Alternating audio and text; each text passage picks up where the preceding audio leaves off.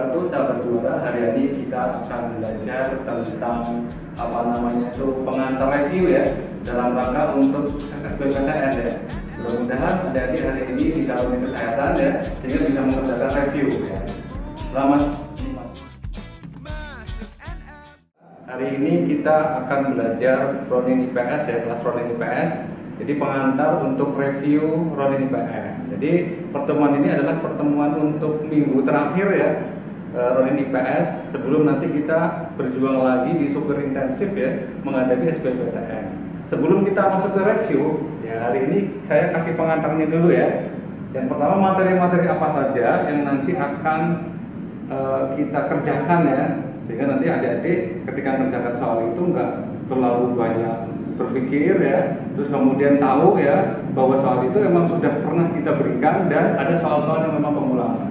Jadi yang pertama nanti kita membahas tentang pengantar ilmu sejarah. Mungkin sudah tahu semua ya, pengantar ilmu sejarah. Jadi hari ini kita soalnya ada 15 ya. Sebelum kita masuk ke mengerjakan soal review, kita kasih pengantar dulu ya. Ini pengantar, berarti pengantar lagi ya. Jadi soal ini adalah soal yang selalu keluar ya di SBMPTN ya. Jadi wajib ya, bagi kita untuk bisa mengerjakan. Barang siapa yang tidak bisa mengerjakan soal pengantar ilmu sejarah, seperti ini agak susah lolos di SBMPTN. Jadi nanti kita ada belajar tentang tahap ya, tahap dalam sejarah. Mungkin nanti udah tahu semua ya, tahap dalam sejarah itu apa. Yang pertama ada namanya heuristik atau mengumpulkan data. Di sejarah itu sebenarnya bukan berarti hafalan ya, tapi kita bisa mengumpulkan data-data yang sudah ada ya. Misalkan tentang Kerajaan Sriwijaya, kok bisa tahu Sriwijaya itu letaknya di Palembang? Atau ada pendapat lain menurut Profesor Prom yang mengatakan wajib ya bagi kita siswa IPS ya, termasuk Ronin IPS, untuk bisa menguasai yang terdiri dari ada tahap penelitian sejarah. Yang pertama heuristik atau mencari data. Nanti ada berbagai macam ya caranya itu ya. Ada corroboration ya, kontekstual dan sebagainya ini ya. Kemudian yang kedua adalah kritik ya. Jadi sejarah itu juga harus dikritik. Misalkan dari segi isinya ada kritik intern, ada dari bahannya ya. Zaman dulu ada orang nulis di atas batu misalkan ya, dan ketulisannya itu batunya umurnya berapa ya. Kemudian ada namanya apa namanya itu, interpretasi atau mengartikan. Misalkan ada tulisan dengan huruf Pallawa, bahasa Sanskerta yang suka nonton film India ya. Hurufnya kayak cacing dengan artinya apa tuh? Kemudian ada namanya historiografi. Ini adalah menu wajib bagi kalian supaya bisa lulus SBMPTN.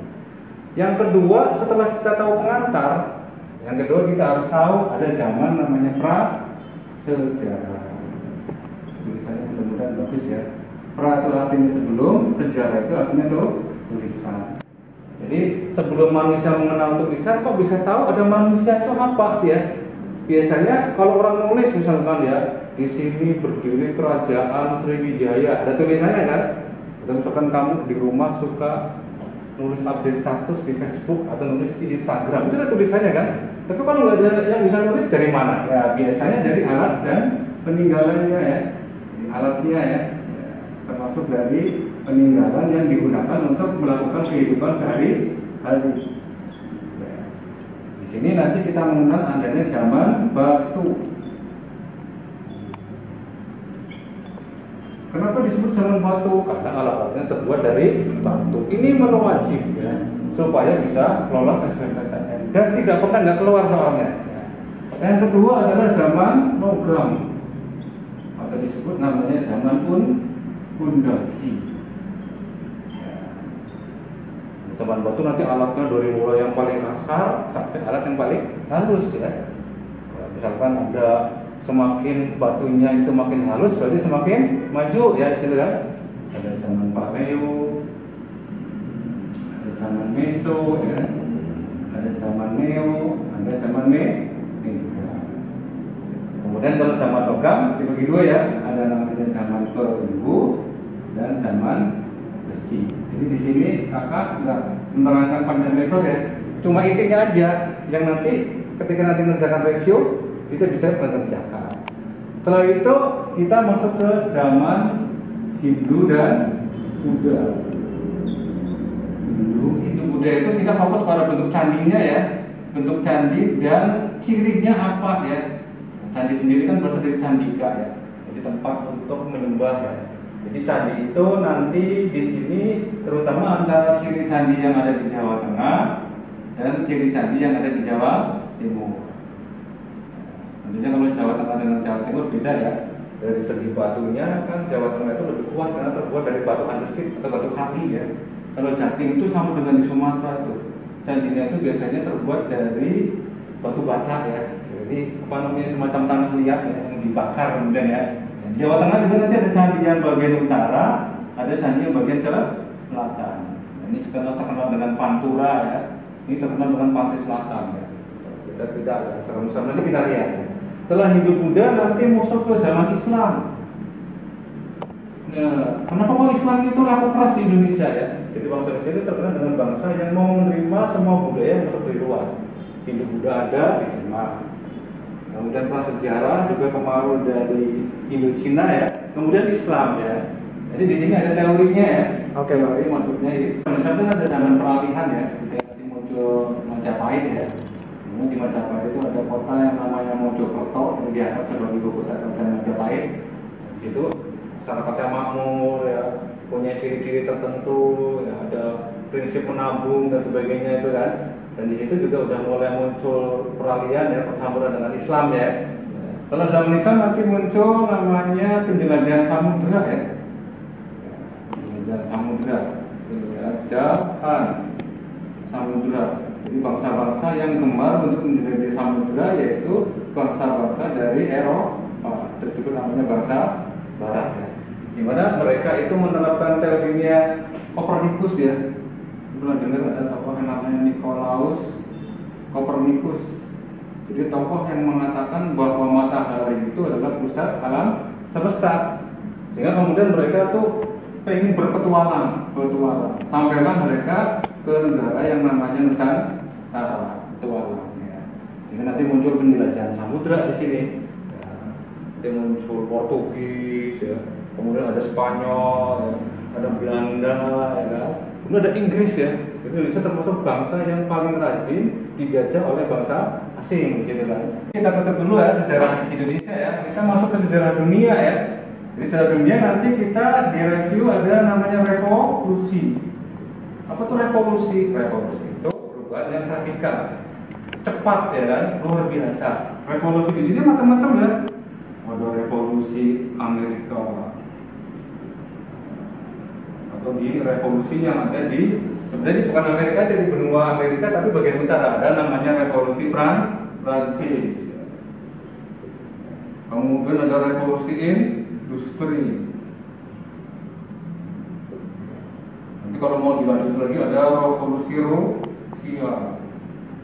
Kemudian ada revolusi di Cina. Macam-macam ya. Ini kalian juga harus kuasai nih. Tokoh ini siapa aja revolusi Amerika? Siapa aja tokohnya revolusi Prancis? Ngapain aja di situ kan? Ada Montesquieu ya kan? Ada kemudian John Locke, ada Rousseau kan ya. Kemudian industri mengubah apa jadi apa ya? Jadi sistem menggunakan apa itu latifunda ya, sistem apa namanya tradisional ya, kemudian menjadi sistem manufaktur ya, industri ya pengolahan, kemudian menjadi industri pabrik ya, atau mesin ya. Kemudian Rusia di sini, tokohnya siapa aja? Ada Nicholas II, Nicholas Saputra ya.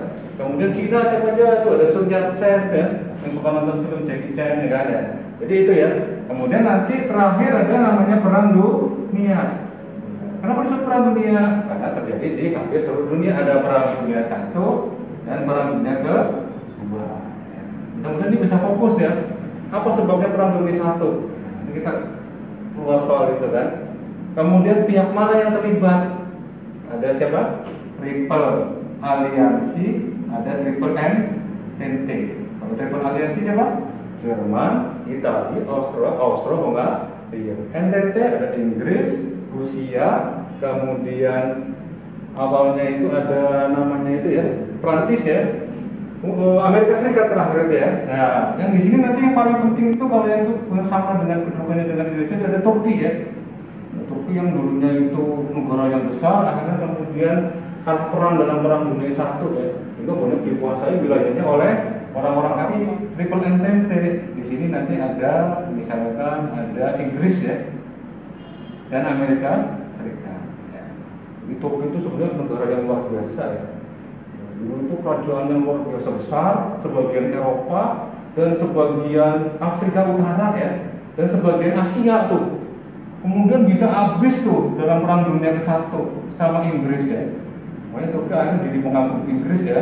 Ada Mustafa Kemal Atatürk ya, yang dalam perkembangannya akhirnya Turki pro kepada Inggris, kemudian dalam perang dunia kedua masuk ke blok sekutu. Jadi seperti ini aja ya adik-adik ya. Nanti kita kerjakan soalnya ya, kemudian nanti kita bahas ya, coba karena minggu terakhir mudah-mudahan udah menguasai ya, sehingga nanti kita lihat nilainya berapa ya. Jadi insya Allah yang nilainya bagus dapat hadiah ya. Hadiah lulus SBMPTN. Yang terakhir pesan kakak itu jangan panik ya, apapun yang terjadi SBMPTN itu kapan waktunya, yang penting kita terbelajar. Super intensif insya Allah tetap ada ya. Ya, nanti bentuknya kita lihat sesuai dengan perkembangan ya.